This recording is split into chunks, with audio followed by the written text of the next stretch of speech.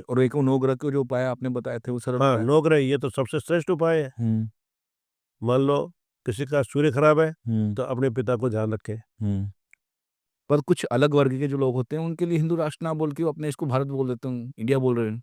तो आपके हिसाब से हिंदू राष्ट्र का पहले तो अर्थ क्या निकलता है? और उसमें जो उनका उद्देश्य क्या है हिंदू राष्ट्र का? जो भारत है और हिंदू राष्ट्र है, पर्यायवाची है, उनके हिसाब से नहीं होंगे, पर है तो पर्यायवाची। अगर कोई भारत में आता है बाहर से, हुँ, है ना, तो वो हिंदू को मिलकर भारत को समझेगा या मुसलमान को मिलकर भारत को समझेगा?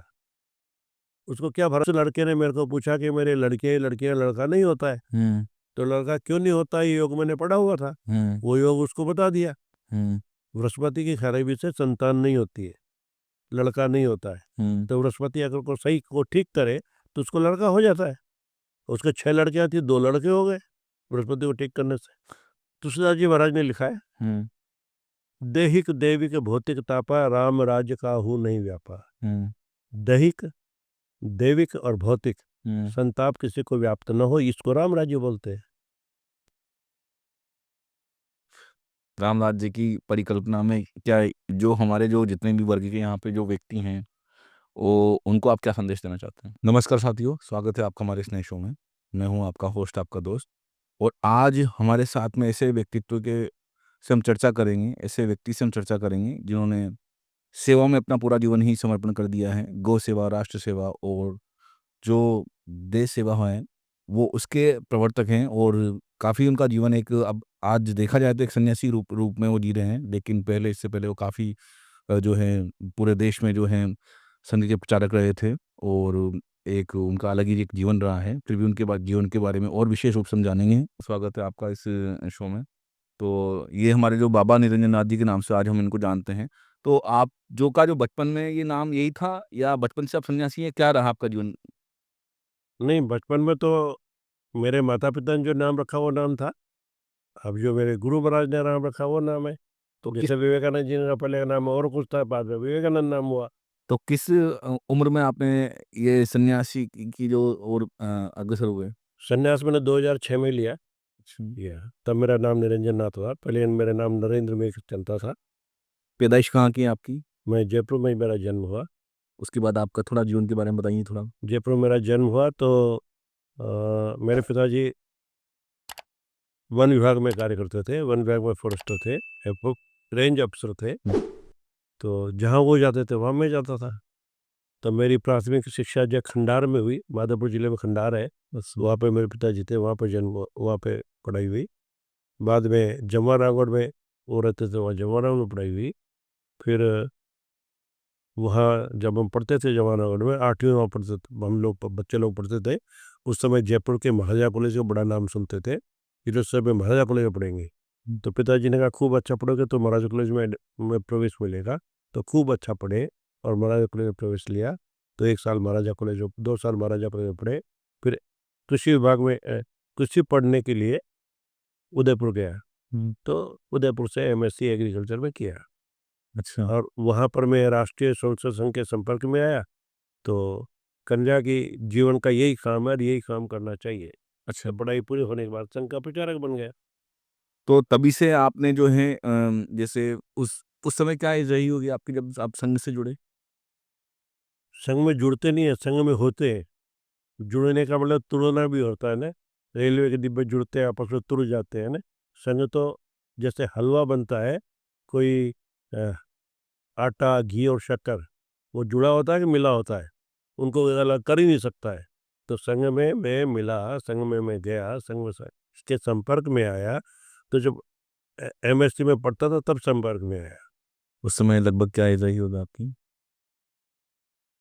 एमएससी किया मैंने 73 में, तो 71 में संपर्क में आया अच्छा, और 73 में संघ का प्रचारक बना। संघ के लगभग 25 वर्ष का था तब संघ का प्रचारक बना।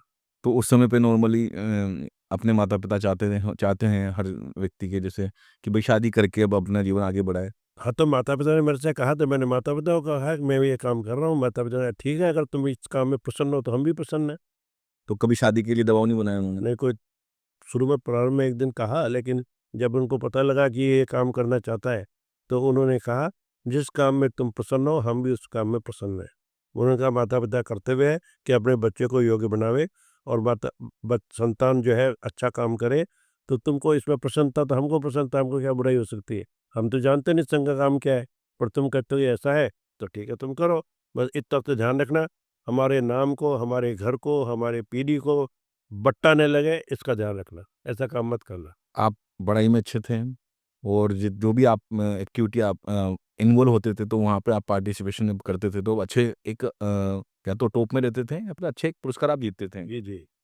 तो कहीं न कहीं मन में आपको जैसे संघ से आप जुड़े या संघ में मिले आप, क्या उससे पहले क्या आपको लगता था कि मुझे कोई गवर्नमेंट कोई अच्छा अधिकारी बनना है या किसी और बिज़नेस में जाना है, तो आपको कुछ दिमाग में था? हाँ, तो जब पढ़ाई करता था, तो कोई कल्पना नहीं थी पढ़ाई करके क्या बनूँगा। हुँ। लेकिन संघ के संपर्क में आया, तो या समझिए संगत में आया, तो संगत का प्रभाव हो गया। संघ की जो विचारधारा है, वो देश की विचारधारा हो सकती है? नहीं, वही विदेश की विचारधारा है, क्या उसको सब लोग मानेंगे या मानते हैं? मानना ही चाहिए। नहीं मानेंगे तो मानने लग जाएँगे, अब मानने में क्यों मान रहे हैं? जो जब संघ प्रारंभ हुआ था, तब कोई नहीं मानता था, और आज 100 साल में सारी दुनिया मान रही, भारत क्या मान रहा है। तो संघ की विचारधारा का देश की विकसित विकसित देश की विचारधारा का किस तरह से तालमेल बैठता है? जो संघ की विचारधारा है, संघ की विचारधारा संघ की प्रार्थना में लिखी हुई है, वही संघ की विचारधारा है।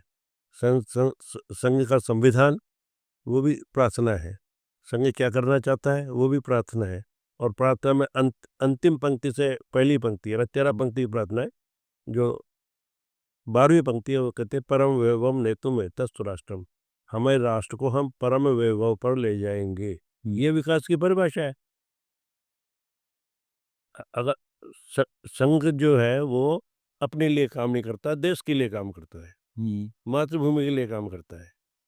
और प्रारंभ प्रारंभ मातृभूमि से करते हैं। नमस्ते सदा वत्सले मातृभूमि, हे मातृभूमि हम तेरे को प्रणाम करते हैं। और परमात्मा से प्रार्थना करता है, हे परमात्मा हमको इस काम में योग्य बनाओ। प्रभो शक्तिमान हिंदू राष्ट्र हो रहा है, हमको इसके लिए योग्य बनाओ। परमात्मा से प्रार्थना करते हैं, और अंत में भी बोलते हैं भारत माता की जय। और काय के लिए करें सब? राष्ट्र के विकास के लिए, राष्ट्र के परम वैभव के लिए। परम का अर्थ क्या होता है? परम का अर्थ होता है आज है उससे अच्छा। परम का अर्थ पर का अर्थ पराया नहीं होता है। हुँ। मैं जिस नदी में मेरा आश्रम है, इसका नाम है परवन।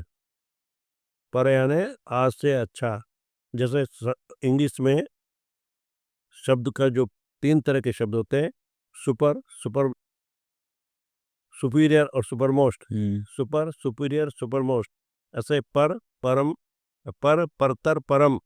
पर यानी अभी जो है उससे अच्छा। परलोक, परलोक यानी अभी जिस लोक में उससे अच्छा लोक, है ना? तो परम वैभव यानी परम, यानी इससे अच्छा तो कुछ है ही नहीं। उस वैभव तक जाने के लिए काम करना।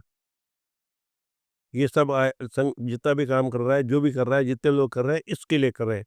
अपने राष्ट्र के लिए, परम वैभव के लिए काम कर रहे हैं। पहले जैसे देखा जाता था कि एक संघ के मतलब जो एक कार्यक्षेत्र और जिसके लोग वो सीमित थे। जब स्टार्टिंग जब इसने संघ नहीं, कार्य कार्य होता है कार्यकर्ता के बल पे। कार्य होता है कार्यकर्ता के बल। तो कार्यकर्ता जैसे-जैसे बढ़ेंगे, कार्य वैसे-वैसे बढ़ेगा। सीमित क्या था? सीमित कुछ नहीं था। हिंदू समाज सीमित नहीं है ना, तो कार्य भी अब सीमित नहीं है। हिंदू समाज असीमित है। हिंदू समाज अजन्मा है।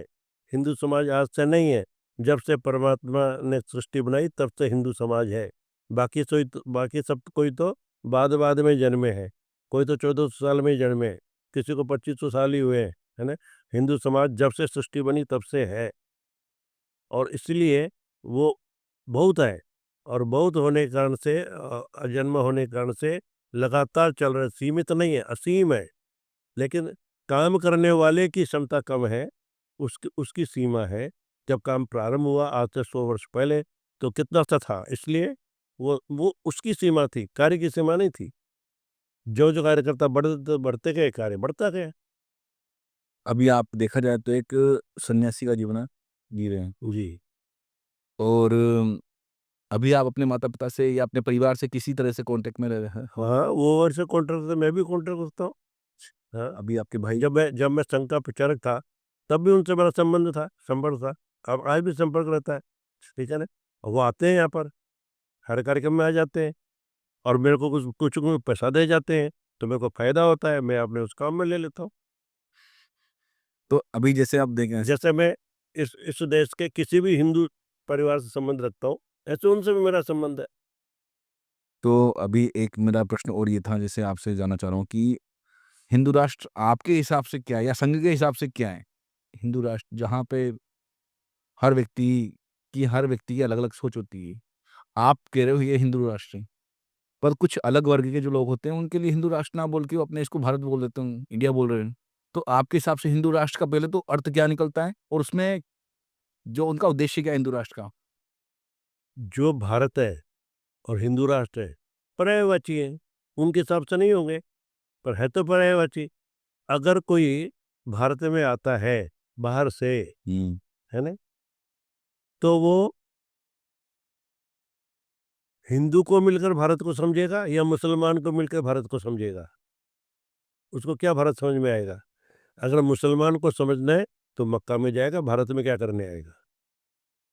अगर उसने ईसाई को समझना है तो इंग्लैंड में जाएगा, भारत में क्या करने आएगा? भारत में तो हिंदू को ही समझने आएगा ना, भारत में तो वेद पुराण को ही समझ में आएगा ना, हुँ। भारत में तो गंगा को समझने के लिए आएगा ना।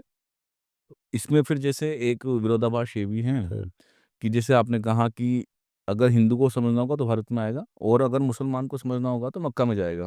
हाँ, लेकिन जैसे आप सपोज़ करिए कि यो तो चलो अपना, लेकिन अगर मेरी भावना सपोज़ करिए कि यहाँ पे मैं एक मुसलमान हूँ और मेरी भावना जो है, मैं पाकिस्तान का मुसलमान हूँ और मेरी भावना ये है कि मैं अजमेर के जो अपने जो ख्वाजा साहब हैं, वहाँ पे आके मैं हुँ, करना चाहता हूँ ज़ियारत। हुँ। तो उस कंडीशन में मतलब है कि भारत को फिर से गुलाम बनाने के विचार रखता है, तो रखे, हम क्या कर सकते हैं? हुँ, भारत को गुलाम करने वाला विचार मनस्थिति से आवे, हुँ, तो हम क्या कर सकते हैं? वो जो ख्वाजा साहब है, उसने तो हमारे पृथ्वीराज चौहान को मरवाया था। हुँ, उसको हमारे यहाँ के लोग भी पूजे और वहाँ के लोग भी पूजे, हुँ, और हमारे में दम न हो तो उनको पूजने देंगे, हुँ, नहीं तो नहीं पूजने देंगे। आज भी अगर कोई उसको उसको पूजना चाहेगा, हुँ। है ना? तो पूजे। तो हिंदू राष्ट्र में जो है क्या अलग वर्ग के लोगों के लिए क्या स्थान रहेगा? इस हाथ को जानते हैं आप? हुँ, यहाँ पर ये है, ये है, ये है, इसका नाम है, इसका भी नाम है, इसका भी नाम है, हुँ, इसका भी नाम है, हुँ, इसका क्या नाम है? हुँ। वो फिर इसका नाम है अनामिका। अनामिका। तो बिना नाम का भी यहाँ रह सकता है, अच्छा। लेकिन हमारे बीच में ही रह सकता है। अपने को अलग करके रखना चाहे तो कैसे रहेगा? जैसे मान लो ये हुँ, है ना? ये क्या कर सकता है? ये सब जगह जा सकता है, हुँ, सबको सँभाल सकता है। हुँ, ये बाबा जी है, हुँ, कोई भी हो कहीं भी वहाँ पे जाएगा। इसको कहो कि यहाँ पे आ जाए तो नहीं आ सकता हुँ, है ना? तो सब लोग अपनी-अपनी हैकड़ी में हो सकते हैं, लेकिन जो संत होगा, संघ का प्रचारक होगा, हुँ, वो सब जगह जाएगा, सबको सँभालेगा, हुँ, है ना? उसको भी सँभालेगा जो अपना नहीं हो सकता है या अपने से दूर रहना चाहता है, अलग रहना चाहता है, उसको भी सँभालेगा। लेकिन सबको मिलकर के रहना है अगर, हुँ, है ना? तो अपनी अलग डफली बजाए तो कैसे मिलेगा? हुँ, नंबर 1। नंबर 2, सबसे आपको महत्वपूर्ण बात बताता हूँ, हुँ, लोग हमको बेवकूफ़ बनाते हैं, जब से देश आज़ाद हुआ तब से तो बना ही रहे हैं। हुँ, वो कहते हैं गंगा-जमनी संस्कृति है भारत की। हुँ। आपने सुना है ये शब्द कि भारत की संस्कृति गंगा-जमनी संस्कृति है? सुना मतलब हिंदू और मुसलमान दोनों साथ-साथ चलेंगे, या ईसाई और हिंदू साथ-साथ चलेंगे, है ना? आप मेरे को बताइए, साथ-साथ चलते हैं दोनों? गंगा और जमुना साथ-साथ चलती है कि सब गंगा हो जाती हुँ। सब गंगा हो जाती है है? वैसे। कुछ मीटर तक आगे अलग-अलग चलेगी। हुँ, गंगा जी का जल साफ दिखता है कि नीला जल है। हुँ। गंगा जी के साफ साफ दिखता है कि सफ़ेद जल है। लेकिन एक स्थान के पश्चात, एक समय के पश्चात दोनों मिल जाते हैं, हैं? ये वो संस्कृति है, अभी तक मिली ही नहीं है। भारत में आए हूण मिल गए कि नहीं मिल गए? हुँ, भारत में आए शक मिल गए कि नहीं मिल गए? हुँ, और ये अभी तक नहीं मिले, हज़ार साल से भी। तो ये जो जल है या रोड़े हैं, हुँ, गंगा जी में रोड़ा नहीं मिलता है, जल मिल जाता है। तो जो रोड़ा है वो तो रोड़ा ही होगा, वो रोड़ा ही डालेगा। और डालता रहेगा। हुँ। इसमें कोई क्या कर सकता है? हम तो मिलाना ही चाहेंगे, जल बन जाओ, मिलो, जल में बनेगा तो मिलेगा ना। तो आपका जो ये धाम है आज मान्यागढ़ धाम, हुँ।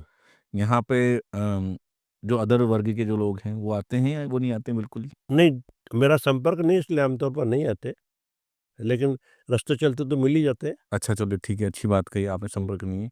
आपने कहा जैसे यहाँ पे एक धाम की जैसे एक पीपल का वृक्ष है यहाँ, जी हाँ। वहाँ पे आपने बताया कि वो जो है संतान देने वाली संतानदाता पीपल है। जी संतान हाँ। होता। तो क्या वहाँ पे अब जैसे जब ये इंटरव्यू कहीं जाएगा, तो हो सकता है इसको हिंदू भी देखे, मुसलमान भी देखे, सिख भी देखे, ईसाई भी देखे। तो अगर उसके मन में इच्छा हुई कि बाबा के आश्रम पे चलते हैं और वहाँ पे अगर वो पीपल का वृक्ष है और वहाँ से हमें संतान की प्राप्ति हो जाएगी बाबा के आशीर्वाद से हम पीपल के, तो क्या आप उस बारे में क्या विचार रखते हैं आप लोग? मैं मेरे को मारने वालों तो नहीं बढ़ाना चाहूँगा। हुँ,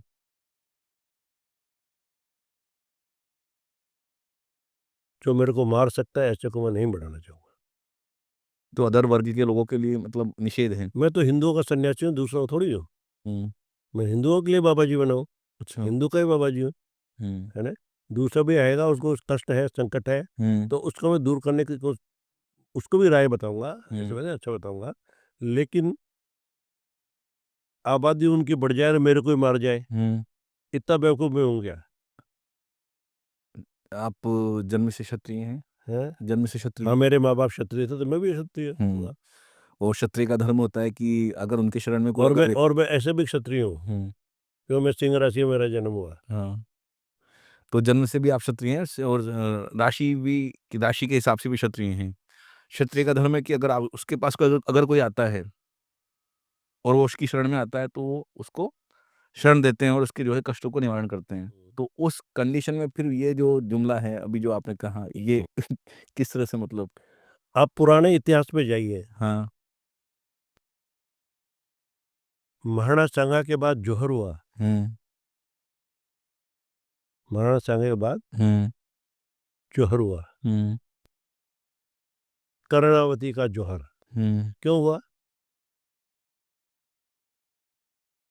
क्योंकि गुजरात में दंगा हुआ। हुँ, गुजरात का जिसको राज नहीं मिला, हुँ, वो महाराणा सांगा की शरण में आया। हुँ, महाराणा ने उसको शरण दी और जब वो अ,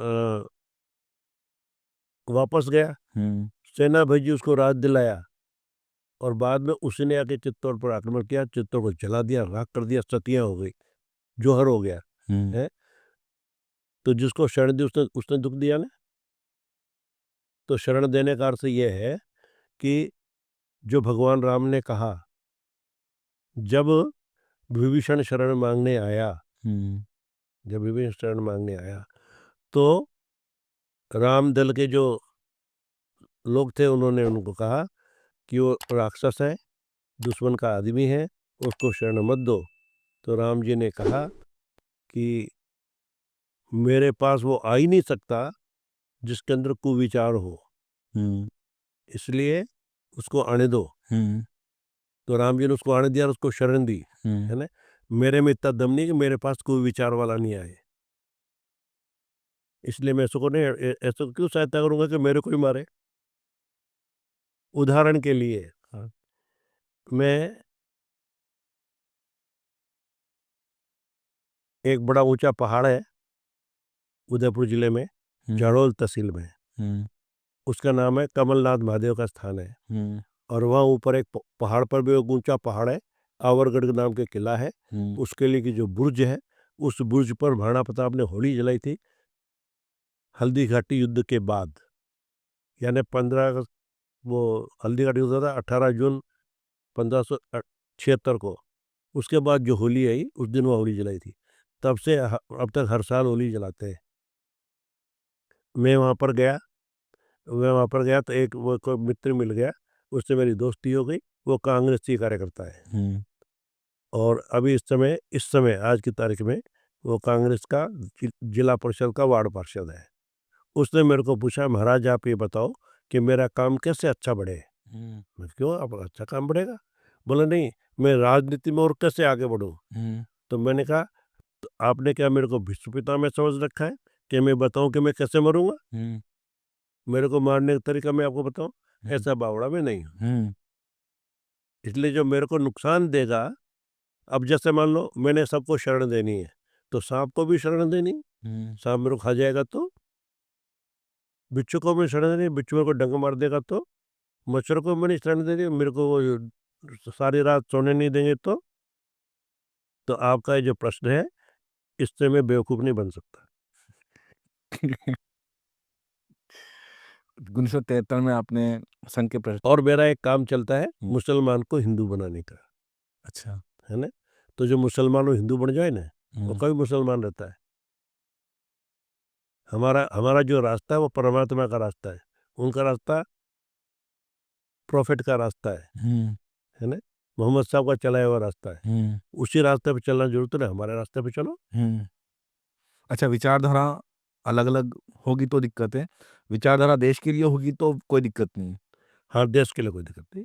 वही मैं कहना चाह रहा हूँ। और जैसे कि यहाँ पे अब जैसे हम लोग हिंदू मुसलमान करते हैं, लेकिन जब आपके भी दिमाग में अगर नाम आता होगा अब्दुल कलाम का, मेरे दिमाग में अगर आता होगा नाम अब्दुल कलाम का, तो एक तो उन्होंने नहीं किया ना, हाँ, तो उनका मान मानते, हम पूजनीय मानते, बच्चों को पढ़ाते हुए, अपने आश्रम के बच्चों को पढ़ाते, देखो अब्दुल कलाम कैसे थे। 1973 में आपने जब वो संघ के प्रचारक के रूप में आप जुड़ गए, तो फिर उसके बाद कहाँ-कहाँ, किन-किन जगह पे आप गए और जो सबसे टफ लगा हो आपको कि यहाँ पे आके एक काम करने का थोड़ा-सा अनुभव थोड़ा टफ है? संघ के काम करने में हाँ, नहीं, कहीं टफ नहीं था, काय का टफ है? उस समय पे क्योंकि जो है सुविधाएँ कम होती थी, हैं? सुविधाएँ कम होती थी। हाँ, तो पैदल जाते थे, ये तो साइकिल पे जाता था। जब मैं उदयपुर में पढ़ता था, हुँ, तो हॉस्टल से कॉलेज जाने के लिए या कमरा किराए पे लेकर रहता था, तो वहाँ से कॉलेज जाने के लिए मेरे पिताजी की साइकिल लेकर गया था, उदयपुर कॉलेज में, उदयपुर कॉलेज में। वहाँ पे तो साइकिल से जाते थे। जब मैं संघ का प्रचारक बना, तो साइकिल भी साथ में ले गया। अच्छा, तो मैं और मेरी साइकिल दोनों संघ के प्रचारक बने। तो आने-जाने के साधन नहीं होते, तो साइकिल से ही जाता था। 20-20 किलोमीटर, 30-30 किलोमीटर प्रतिदिन जाना होता, तो साइकिल से जाता था। और कोई मिल जाता कि मैं भी चलूँ, तो चल बैठ पीछे। उस समय पे जो काम करने का तरीका हाँ, और आज का काम करने का तरीका में दोनों में फ़र्क है या वही सेम चल रहा है?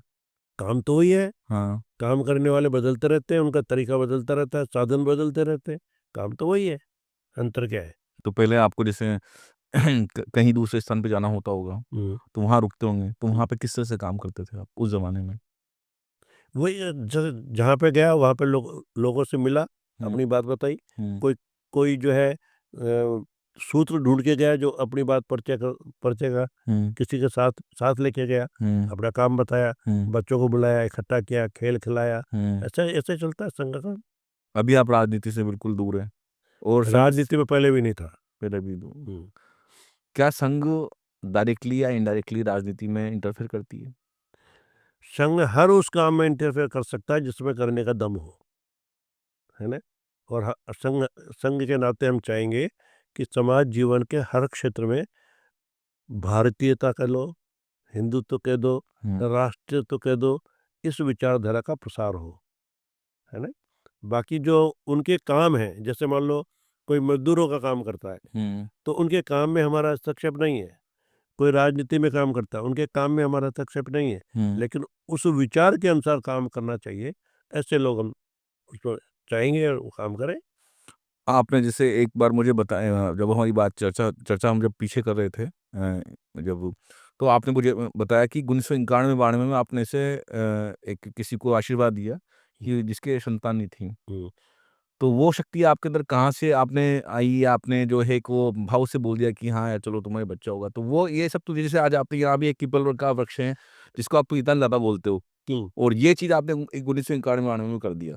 तो उस समय पे क्या आपके दिमाग में थॉट आया या बस आपने आशीर्वाद नहीं, मैंने ज्योतिष सीखना प्रारंभ किया। अच्छा। जब मैं भारतीय किसान संघ में काम करता था, हुँ, तो मेरे पास एक सज्जन कार्यकर्ता के नाते रहते थे, हाँ। उनकी ज्योतिष में रुचि थी और मेरा जो कार्यालय था, वो एकांत में था, तो उनकी रुचि में रुचि रखना मेरी ज़िम्मेदारी थी, ताकि वो मेरे पास टिका रहे।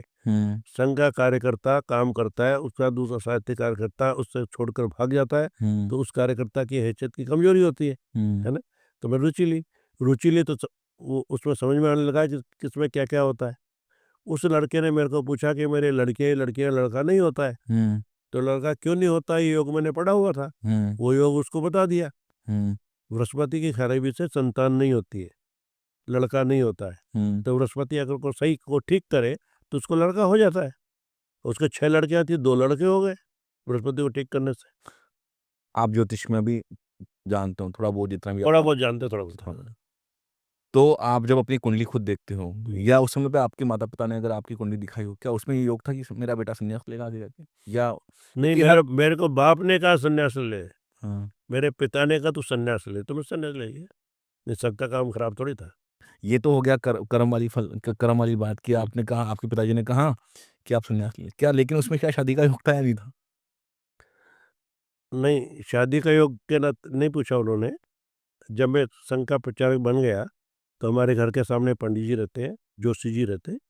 तो उन और पीडीओ से हमारे जोशी हैं वो, उनको दिखाई कुंडली। उन्होंने कहा इस बच्चे की का मंगल नीच राशि का है, तो इसका उपाय करना चाहिए। मंगल लाल रंग का होता है, इसलिए लाल रंग का मूंगा पहना हो।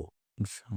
मंगल लाल रंग का है, ये अमेरिका को तब पता लगा जब 77 में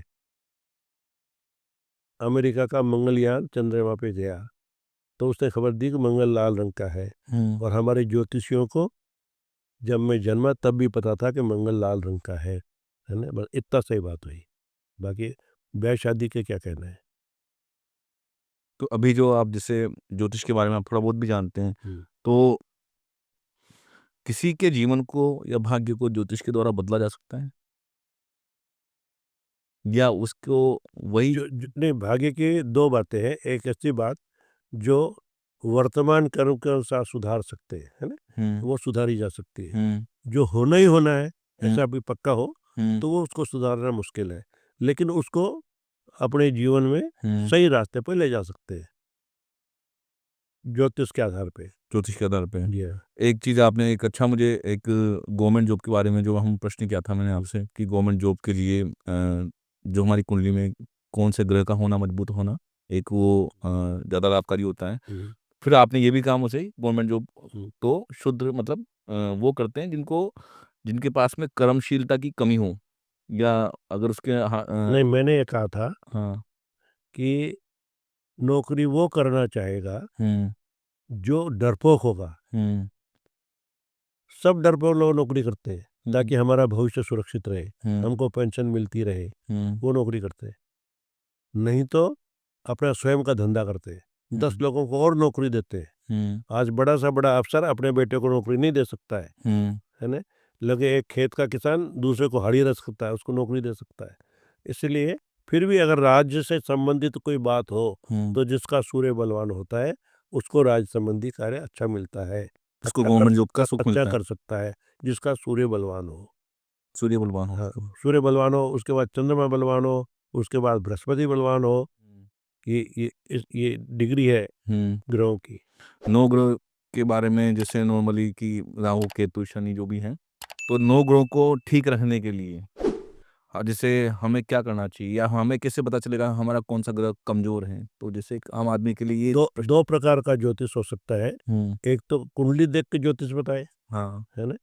एक परिस्थिति देख के ज्योतिष बताए।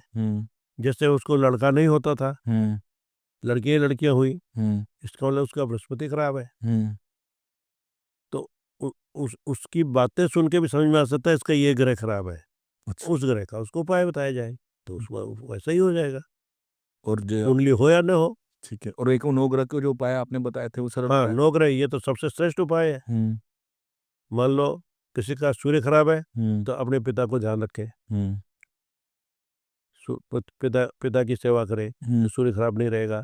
पिता की बात कर पाने, पिता का अनादर न करे, पिता समान लोगों का अनादर न करे, उनकी सेवा करे। माँ की सेवा करे तो चंद्रमा ठीक होता है। वो किसी भी बुद्ध व्यक्ति की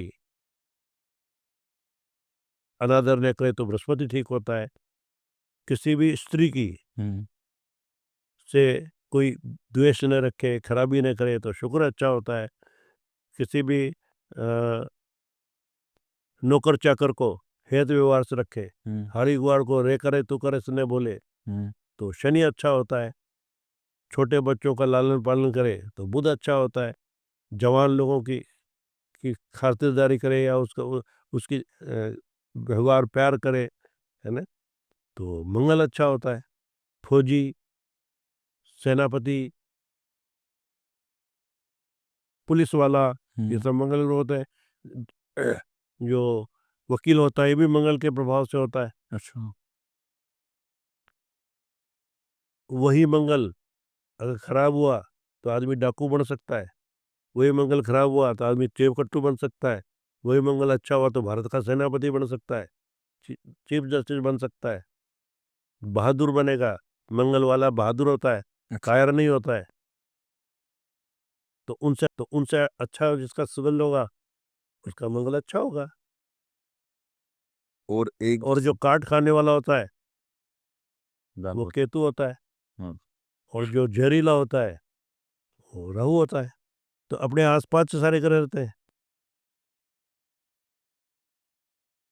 तो आप कैसे व्यवहार करते हैं इस पर निर्भर है कि आपका जीवन कैसे चलेगा। बाकी नग वग ये तो होता ही होता है, ये भी उपाय है। 10 तरह के उपाय है। गाय की सेवा करे तो बृहस्पति अच्छा होता है। अच्छा। एक ही जो आपके जो नाम जो है मैंने देखा पूरा, बाबा निरंजन नाथ जी अवधूत। तो ये इतना जो नाम है अवधूत में, ये अवधूत का जो अर्थ क्या निकल रहा है आपके नाम के साथ में? अवधूत का वैसे जो लाक्षणिक अर्थ है, लक्षण के अनुसार अर्थ, वो ये होता है कि सन्यास 2 प्रकार का होता है। एक सन्यास आश्रम में आया तब सन्यास लिया, एक बचपन से ही सन्यास लिया। तो हमारे ग्रंथों में अवधूत जिनको बोलते हैं उनमें मोटा नाम है सुखदेव जी महाराज का। वो बचपन से सन्यासी हो गए। उनके पिता भी उनकी शादी करना चाहते थे, व्यास जी महाराज, लेकिन उन्होंने शादी नहीं की।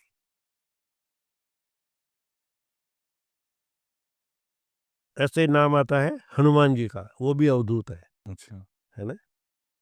ऐसे मोटे मोटे नाम है जिनके तो मैं पासंग में भी नहीं ठहरता।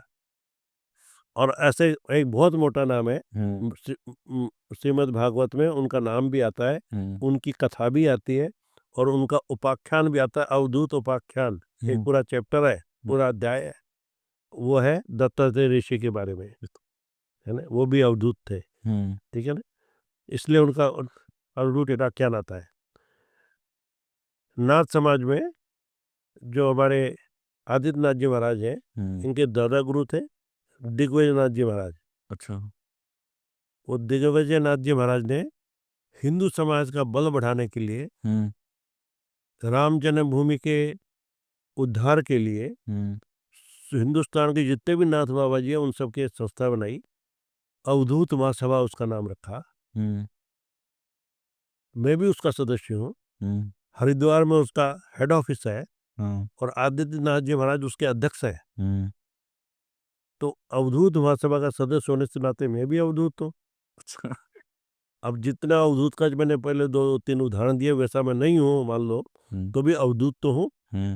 एक ये जो मोहनलाल जी सुखाड़िया जी से आपका जो मुलाकात कॉलेज में हुई थी, तो वो किस संदर्भ में हुई थी? आपको जो पुरस्कार जिन्होंने दिया वो किस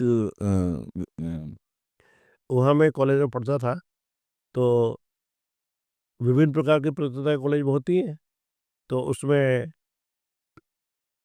वाद विवाद प्रतियोगिता हुई, एक्सटेम्पोर डिबेट हुई, कविता प्रतियोगिता हुई, निबंध लेखन प्रतियोगिता हुई, एकाभिनय प्रतियोगिता हुई। तो ऐसे जो कल्चरल एक्टिविटीज होती थी उनमें मैं भाग लेता था और उसमें पुरस्कार जीतता था। उसका पुरस्कार मेरे को उन्होंने दिया। और वो क्योंकि उदयपुर के रहने वाले थे और उदयपुर का एग्रीकल्चर कॉलेज उन्होंने ही प्रारंभ करवाया था। पहले राजस्थान में एग्रीकल्चर कॉलेज केवल एक ही था जयपुर के जोबनेर के अंदर। उसमें से उन्होंने एक वहाँ पर बड़ा कॉलेज बनाया और तो मैं उसमें पढ़ता था। वहाँ पर आए थे इसलिए मेरे को पुरस्कार दिया। ठीक है, हो गया।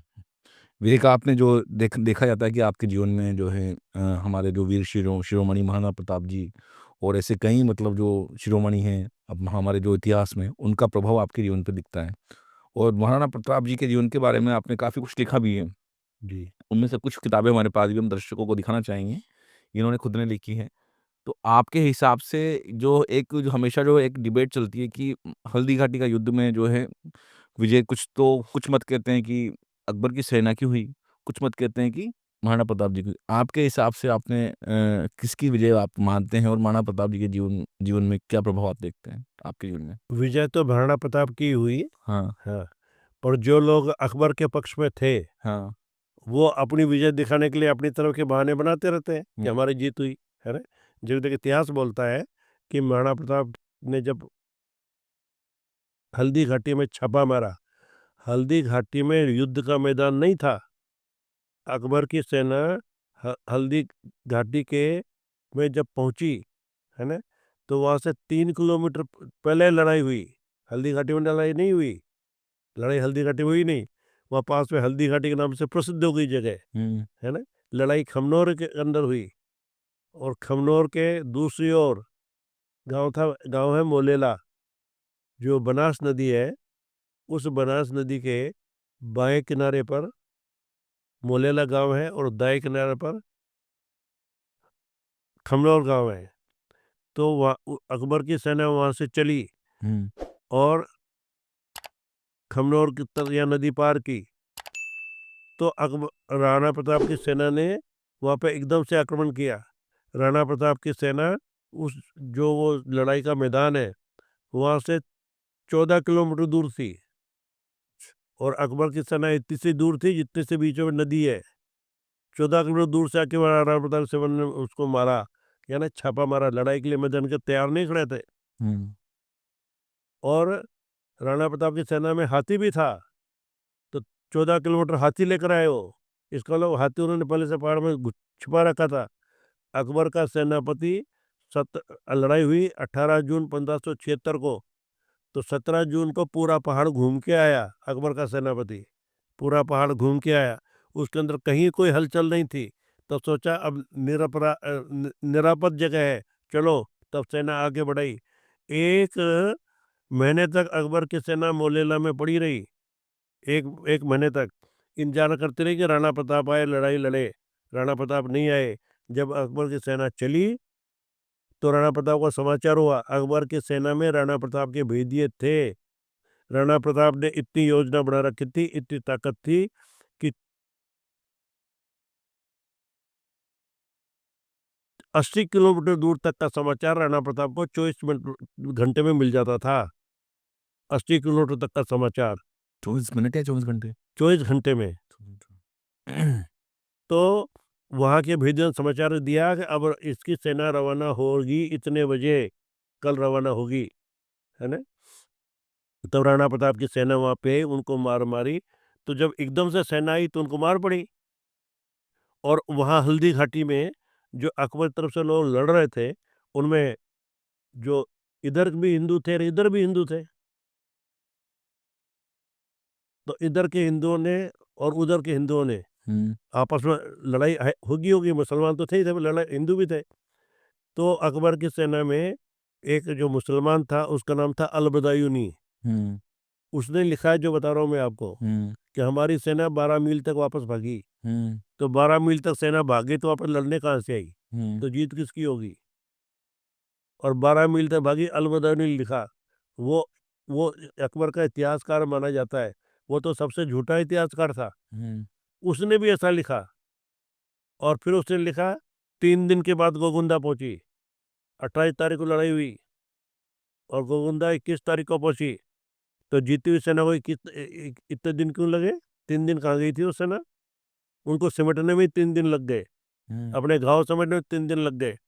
तोपें थी, बंदूकें थी, वो भी चलाने उनको मौका नहीं मिला। तोपें लेके गए थे वहां, तोप चलाने का मौका नहीं मिला। क्यों? एकदम से मारा।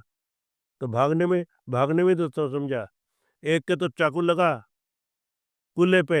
हुँ, कूल्हे पे चाकू किसके लगता है? लड़ने वाले लगता है, भागने वाले को लगता है। भागने वाले। और भागा, और केवल अकेला नहीं भागा, हुँ, जोर से बोला, भागो, जान है तो जहान है। हुँ, ये ना दूसरों को और भागने के लिए प्रेरित किया। कोई नहीं लड़ना चाहता था लड़ाई के अंदर। राजपूत भी नहीं लड़ना चाहते थे, वो प्रताप से नहीं लड़ना चाहते, वो भी चाहते कि प्रताप जीते। तो उस अलबदावी ने वहाँ पूछा अपने सेनापति से, जो उनका जो कमांडर था उनकी सेना का, उन्होंने पूछा कि मैं किधर गोली चलाऊं? सुनो आप, मैं किधर गोली चलाऊं? इधर भी केसरिया वाला है, उधर भी केसरिया वाले में, तो कैसे फर्क पड़े कि ये अपना कौन है, पराया कौन है? तो जो उनका जो कमांडर था उसने कहा कि तू तो आंख बीच कर गोली चला, जो मरेगा सो काफिर ही मरेगा। अच्छा। अब ये समझो वो अकबर की सेना क्या सोच वाली थी, जो मरेगा सो काफिर मरेगा। तो उसने जिधर गोली चले तो हिंदू भी मरे, तो हिंदू बेवकूफ थे कि जो उसकी गोली से मरते, इसलिए हिंदू भी मैदान छोड़ भागे। केवल इसलिए नहीं कि महाराणा प्रताप ने मारा, इसलिए भी कि वो मुसलमान ही मार रहे थे अपनी सेना को, तो सेना ने मैदान छोड़ दिया। मैदान छोड़ दिया, उनको वापस समझाने में टाइम लगा, इसलिए 3 दिन लग गए वहां तक पहुंचने में। तो क्या आपको लगता है कि इतिहास को हमारा फिर से हमारे जो है दोबारा लिखना चाहिए? लिखना ही चाहिए। और ये आप मेरी पुस्तक पढ़ना, इस पुस्तक में मैंने 21 कारण लिखे जीत के, महाराणा प्रताप की जीत के 21 कारण लिखे हैं। उन कारणों को पढ़ना और आप देखना, दुनिया को बताना कि महाराणा प्रताप की जीत उसके क्या प्रमाण है। और मैंने पैदल घूम घूम कर देखा है पूरे मैदान को, उभाने पाँव मेरी मातृभूमि की रक्षा के लिए जिन लोगों ने बलिदान दिया, उस भूमि में उभाने पाँव में घूम घूम के देखा है। और आज से नहीं देख रहा हूँ, सन 66 से देख रहा हूँ, हर साल ढोक लगाने जाता हूँ वहाँ, हर साल रक्तलाई में। अर्टुल में अपने मनीष जी राठौड़ है जी जी है ना, जिनको राधा स्वामी स्कूल चलाते हैं वो। जी तो 4-5 महीने पहले उन्होंने एक बार कहा था कि आपसे जो है आपका इंटरव्यू लेंगे, एक बार आपके साथ में पॉडकास्ट करेंगे। तो उस समय पे कुछ योग संयोग इस तरह से बने कि हो नहीं पाया। फिर अभी भी मेरा जो है उद्देश्य जो है एक साथ दिमाग में आपका नाम क्लिक नहीं हुआ था। तो मैं गणेश जी जो अपने जो शर्मा हैं, गणेश शर्मा, हाँ, आपके जो बड़े बड़े ज्योतिषी हैं। हाँ, ज्योतिषी हाँ, हैं, तो उनके द्वारा मैं आपके पास पूछा। जी। तो एक योग संयोग इस तरह से बना, तो आप गणेश जी शर्मा को किस तरह से जानते हैं? आप कब से जानते हैं? गणेश शर्मा को मैं शंकर प्रसाद तब से जानता हूँ। हुँ। उनके पिताजी अर्तु के नगर कार्यवाह थे और वो उनके बेटे थे। वो एस्ट्रोलॉजी में मतलब कितना आपको लगता है पारंगत है? वो मेरे साथ वहाँ गए थे, किसान संघ काल में वहाँ रहते थे, हाँ। और ज्योतिष सीखना शुरू किया, तो अच्छा ज्योतिष सीखा। तो उन्होंने मेरे को कहा कि पहले पूजा पाठ सीखना शुरू किया, फिर उन्होंने कहा फला जगह ज्योतिष भी सिखाते हैं, लोगों ने बताया। तो मैं उनको ले गया वहाँ पे, चलो यार यहाँ ज्योतिष सिखाएंगे। तो वहाँ ज्योतिष सीख, हस्तरेखा सीखी। हस्तरेखा सीखी तो उन्होंने ए- मैंने एक दिन पूछा, देखो मेरा हाथ देखो, बताओ क्या कहते हो? तो उन्होंने मेरा हाथ देख के बताया कि आपकी एकदम से 35 वर्ष की उम्र में बढ़ोतरी हुई। हुँ, मैंने कहा बिल्कुल सही बताया, हुँ, क्योंकि मैं 35 वर्ष तक मैं गंगानगर में जिला प्रचारक था, हाँ। और गंगानगर में कम शाखाएं चलती थी, मुश्किल से जो है वो 40-45 शाखाएं चलती थी। और यहाँ कोटा में तो एक एक तहसील में 100-100 शाखाएं चलती थी। तो एकदम से इतने बड़े विभाग का मेरे को विभाग प्रचारक बना दिया। हुँ, मैं तो कल्पना भी नहीं कर सकता, आज भी कल्पना करके परेशान हो जाता हूँ कि इतने बड़े काम को मेरे को कैसे बताया। देखो एकदम से बढ़ोतरी हुई। तो उन्होंने मैं इतना अच्छा बताया, सटीक बताया, केवल 15 दिन की पढ़ाई से वो उनको ये ज्ञान आ गया। इसका मतलब पढ़ाई में उनकी रुचि है, विषय को समझने की क्षमता है। हुँ, फिर बाद में ज्योतिष सीखा, वास्तुशास्त्र सीखा, इससे मुझको समझ में आ गया। यहाँ पर मेरे पीपल पे एक सज्जन के पास गांव में मैं गया था। उनका गांव है वागड़, हुँ, आमेट के पास में गांव है, चुंडावतों गांव है, बड़ा गढ़ है उनके। तो उनकी माता जी ने कहा कि महाराज हमारा तो कोई आंगन में खेलने वाला नहीं है। तो मैंने कहा आ जाना, पीपल की पूजा कराएंगे। हुँ, तो गणेश जी को बुला के गणेश जी से पूजा करवाई। अच्छा। तो 13 साल शादी हुए, 13 साल हुए और उनको बेटा हो गया। तो इस प्रकार से वो केवल ज्योतिष जानने के हेतु नहीं है, हुँ, उस ज्योतिष के पीछे उसका तप कितना है, हुँ, और उसके साथ उसकी खुद की वाणी में दम कितना है। हुँ, वो यज्ञ कराएगा। एक छोटा सा उदाहरण आप समझिए, पुष्टे पुत्रेष्ट यज्ञ क्या वशिष्ठ जी नहीं करवा सकते थे? हुँ, श्रृंग ऋषि को बुला के करवाया। तो श्रृंग ऋषि इसके विशेषज्ञ है यज्ञ के, है ना। कौन से यज्ञ के? यज्ञ में पता नहीं कितने काम है कितनी बातें हैं। तो पूछते थे कि श्रृंग ऋषि वो जो जिसने वो कहा था ना कि इसको सांप खा जाएगा, परीक्षित को सांप खा जाएगा, वो भी श्रृंग ऋषि था। तो श्रृंग ऋषि को वाणी पे दम है, श्रृंग ऋषियों में वाणी पे दम है। वो वरदान देता है तो भी सिद्ध हो जाता है, शाप देता है तो भी सिद्ध हो जाता है। तो ऐसे सिद्ध व्यक्ति से यज्ञ कराऊंगा या उससे पूजा करवाऊँ, यज्ञ भी किया पूजा भी करवाई, है ना, तो जरूर सफल होगा, ऐसा मेरा विश्वास था। और ज्योतिष के अनुसार नियम करते कराएंगे तो अच्छा होगा, इसलिए किया और उसको संतान हुई। तो इस सब में गणेश जी का बहुत योगदान रहा। तो धन्य में हुआ, काम उन्होंने किया। लोग मेरा नाम कहते हैं बाबा के आशीर्वाद से बेटा हुआ, है ना, काम उनका था, इसलिए वास्तव में तो उन्हीं का ही काम है।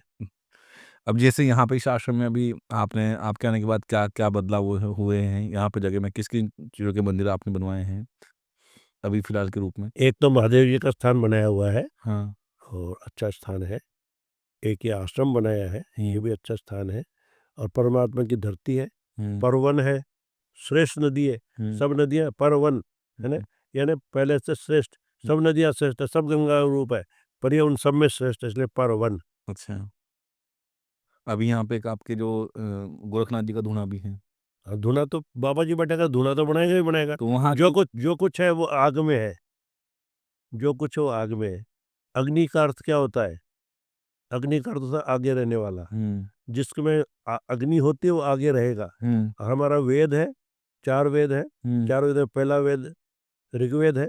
ऋग्वेद का पहला मंत्र ही अग्नि से चालू होता है। अग्नि मीले पुरोहितम यज्ञ देव मृत्युम होतारमृत धात्मम। तो अग्नि तो होनी ही चाहिए, जिसमें आग नहीं होगी तो मुर्दा हो जाएगा। जिसमें आग होगी वो काम करेगा, जिसमें आग होगी वो भगत सिंह बनेगा, जिसमें आग होगी वो राणा प्रताप बनेगा, जिसमें आग होगी झांसी की रानी बनेगी, जिसमें आग होगी वो देश के लिए जिएगा मरेगा, जिसमें आग नहीं होगी वो देश को उखाड़ने का काम करेगा।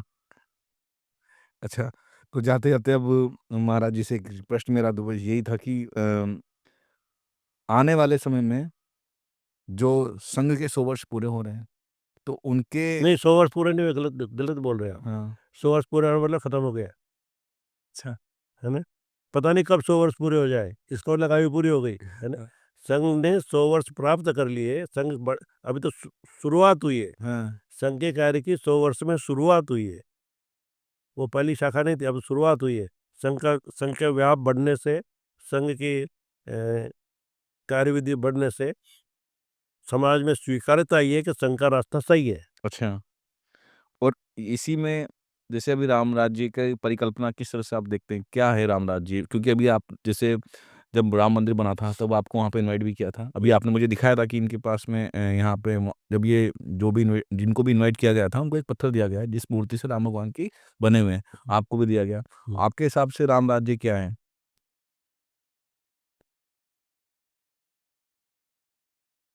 तुलसीदास जी महाराज ने लिखा है, दैहिक दैविक भौतिक तापा राम राज्य काहू नहीं व्यापा। दैहिक दैविक और भौतिक संताप किसी को व्याप्त न हो, इसको राम राज्य बोलते हैं। राम राज्य की परिकल्पना में क्या जो हमारे जो जितने भी वर्ग के यहाँ पे जो व्यक्ति हैं वो उनको आप क्या संदेश देना चाहते हैं?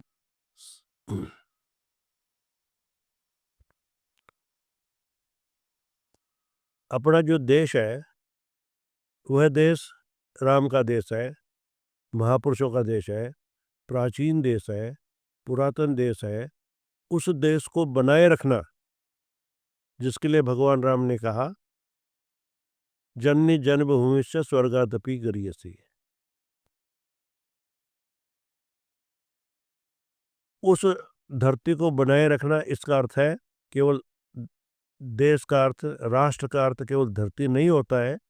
राष्ट्र का अर्थ धरती, धरती पर रहने वाले लोग और उनकी संस्कृति, इन तीनों चीज़ों को मिलकर राष्ट्र होता है। जैसे मान लो इजराइल राष्ट्र था, लेकिन इजराइल अपनी धरती पर नहीं था।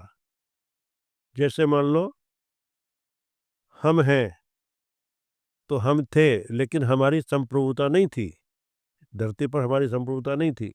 हालांकि दुश्मनों का कभी भी पूरी धरती पर अधिकार नहीं हुआ, लेकिन फिर भी हमारी संप्रभुता नहीं थी। आज हम संप्रभु हैं, हमारी धरती है, हम हैं और हमारी संस्कृति और सभ्यता है। इसको बचाए रखने के लिए हमने अपना योजना कर्तव्य है, करना चाहिए।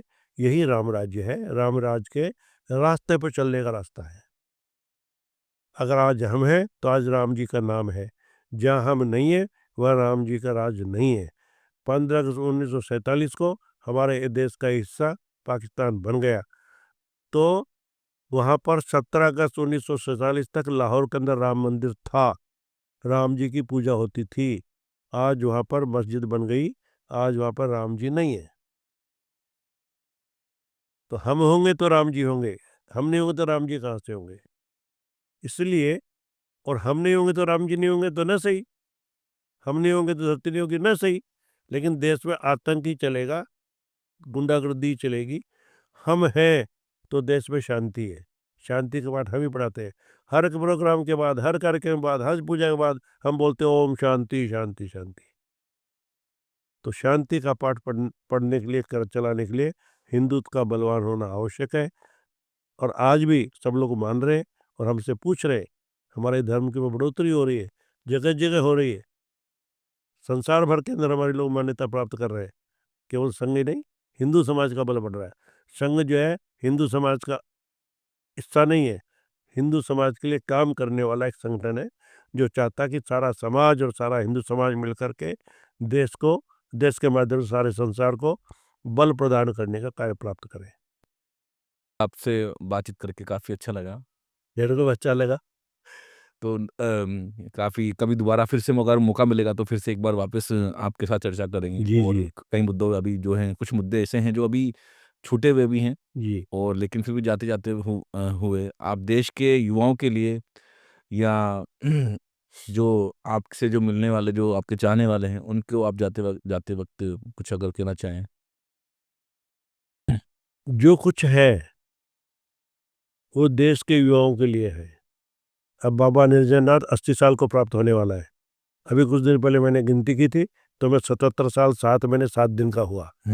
लोग बहुत चोरी चकारी करके, उल्टाबाजी करके सत्ता प्राप्त करते हैं। कोई ताश खरीदता है, उसमें भी सत्ता नहीं मिलती है। मैंने 4 सत्ता प्राप्त की, 77 साल 7 महीने 7 दिन, 4 सत्ता हो गई, राम जी की कृपा से प्राप्त की। नहीं तो लोग तो पैदा होने से पहले ही मर जाते हैं। तो युवाओं के लिए है, जो कुछ भी कर रहे हैं, मैं कह रहा हूँ और कोई भी कर रहा है, तो भविष्य युवाओं का ही है। तो उनकी चिंता उनको करनी है, उनकी चिंता हम तो कर ही रहे, पर उनकी चिंता उनको करनी है। इसीलिए हमारा जीवन है, उनका भी जीवन इसलिए है कि अपना देश ही अपना जीवन है। देश की चिंता करने का अर्थ है धरती की चिंता करना, धरती की चिंता करने का अर्थ है मातृभूमि की चिंता करना, मातृभूमि का अर्थ है चंद्रमा, ज्योतिष को ले तो चंद्रमा, और चंद्रमा का अर्थ है धन। चंद्रमा को हम मामा बोलते हैं। चंद्रमा हमारा मामा क्यों है? क्योंकि लक्ष्मी माता का भाई है। सारी खुदाई एक तरफ, जोरू का भाई एक तरफ। लक्ष्मी माता का भाई है, इसलिए हमारा मामा है। और चंद्रमा यानी धन होता है। अगर आपको पैसा चाहिए तो भी धरती की पूजा करनी है, और धरती नहीं बचेगी तो हम कहाँ से बचेंगे? आज बंगाल में क्या हो रहा है, पश्चिम बंगाल में क्या हो रहा है, और जो बांग्लादेश बन गया उसमें क्या हो रहा है?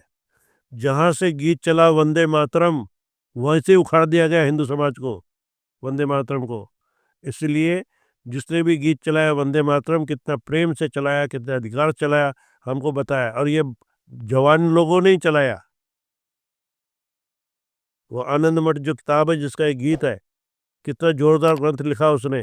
संसार की एकमात्र पुस्तक है जिसका कोई गीत राष्ट्रगीत बन गया। उस वंदे मातरम के आधार पर हम आगे चले, यही मेरा सबसे निवेदन है। तो धन्यवाद आपका। धन्यवाद आपको जो आपने मेरे को सुना। इतना ही उधर भी है। अच्छा, ये जो दीवार है, हाँ, वो दीवार है ना? ये गुंबद है इसके पीछे, मतलब ये जो बना हुआ है हाँ, वहाँ? ये मेरे गुरु महाराज की समाधि है। वो है? हाँ। अच्छा। और इधर जो ये ढेर है, ये ऊंचा जगह ना, इस पर जो है वो हाडी रानी का मंदिर बनाएंगे। अच्छा, हाडी रानी मूर्ति लगाएंगे। ठीक है। इस जगह का हमने नाम रखा हुआ हाडी रानी उद्यान। अच्छा, यहाँ पे इस जगह पे। हाँ, तो ये जो गुरु महाराज की जो आपने समाधि लगाई है, ये तो भी नई होगी ना, या पुरानी है? ये समाधि मैंने बनाई तो मतलब नहीं है। नई है ना?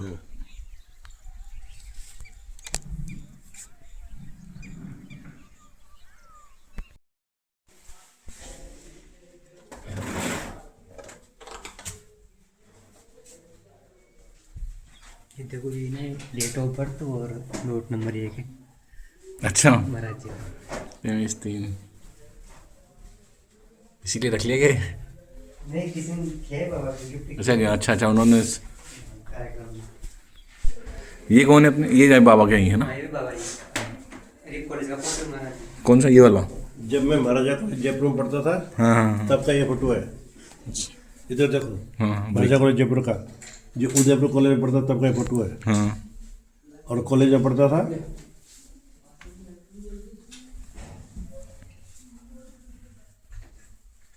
वो फोटो दबा दिया क्या?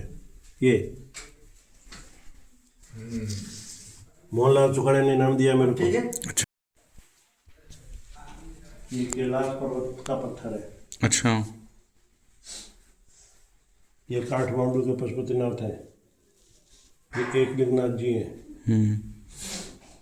और ये देखो, ये वो पत्थर है जिससे राम मंदिर की मूर्ति बनी है। अच्छा जो जब वहाँ गए थे ना, इसमें 22 तारीख को, उन सबको ही दिया है। अच्छा, आप भी थे?